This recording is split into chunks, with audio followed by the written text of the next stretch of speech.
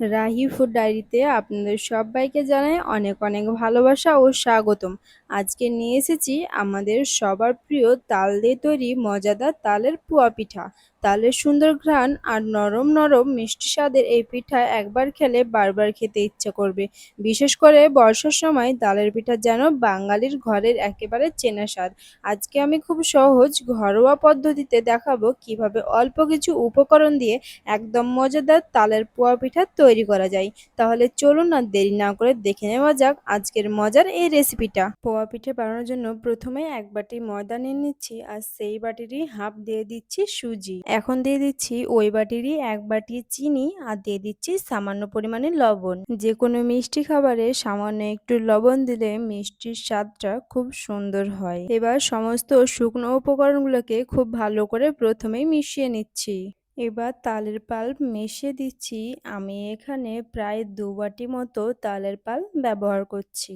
প্রথমে দুধ না দিয়ে তালের পাল্প দিয়ে মিশ্রণটা তৈরি করে নিচ্ছি। তালের পাল্প দিয়ে সবকিছুকে ভালোভাবে মিশিয়ে নিচ্ছি আর মিশিয়ে নিয়ে দেখাচ্ছি এটা কেমন তৈরি হচ্ছে।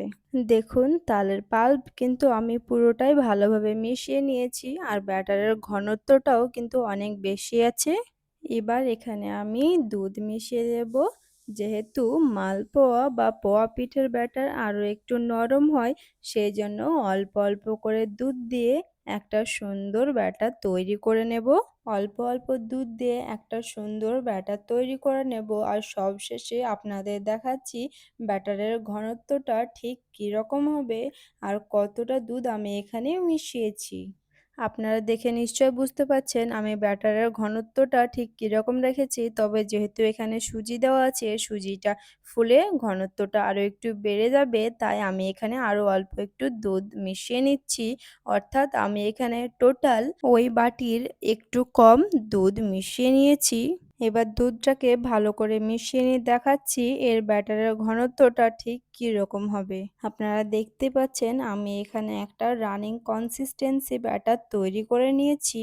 তবে এখানে ব্যাটারটাকে ঢেকে দিয়ে আধ ঘন্টা মতো রেস্টে রেখে দেব, যাতে সুজির দানাগুলো খুব সুন্দরভাবে ফুলে যায়। আধ ঘন্টা পর আমি আপনাদের দেখাচ্ছি। এবার দেখুন এর ঘনত্বটা ঠিক কীরকম হয়েছে। আর দেখতেই পাচ্ছেন সুজি কিন্তু একদম সুন্দরভাবে ফুলে গেছে আর ব্যাটারের ঘনত্বটাও কিন্তু একদম পারফেক্ট হয়েছে। এবার ব্যাটারটা কিন্তু খুব সুন্দরভাবে একবার ফেটিয়ে নিতে হবে, কারণ সুজিগুলো না হলে তলায় থেতিয়ে যায়। তাই ভেজে নেওয়ার আগে কিন্তু ব্যাটারটাকে একদম সুন্দর করে ফেটিয়ে নিতে হবে। দেখুন আমি এখানে একদম সুন্দর করে ফেটিয়ে নিয়েছি। এবার একটা কড়াইতে রিফাইন্ড অয়েল গরম করে নিয়েছি। এবার গ্যাসের ফ্লেমটা মিডিয়াম আঁচে রেখে পোয়া পিঠেগুলোকে ছেড়ে দিচ্ছি। পোয়া পিঠেগুলোকে ছেড়ে দেওয়ার পর এভাবে গরম তেল পোয়া পিঠের ওপরে দিলে পোয়া পিঠেগুলো কিন্তু খুব সুন্দরভাবেই ফুলে যায়। আপনারা দেখে নিশ্চয়ই বুঝতে পারছেন পোয়া পিঠেগুলো কত সুন্দরভাবে ফুলে উঠেছে।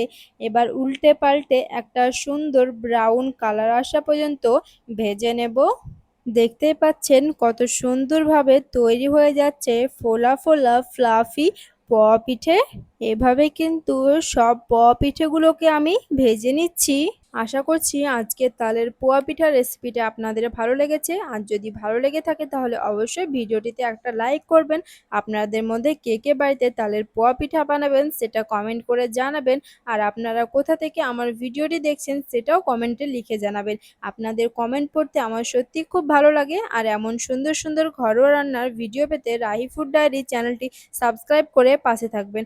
আজকের মতো এখানেই বিদায় নিচ্ছি। সবাই ভালো থাকবেন, সুস্থ থাকবেন আর অবশ্যই আমার জন্য দোয়া করবেন। আবার দেখা হবে নতুন একটা ভিডিওতে নতুন কোনো রেসিপি নিয়ে।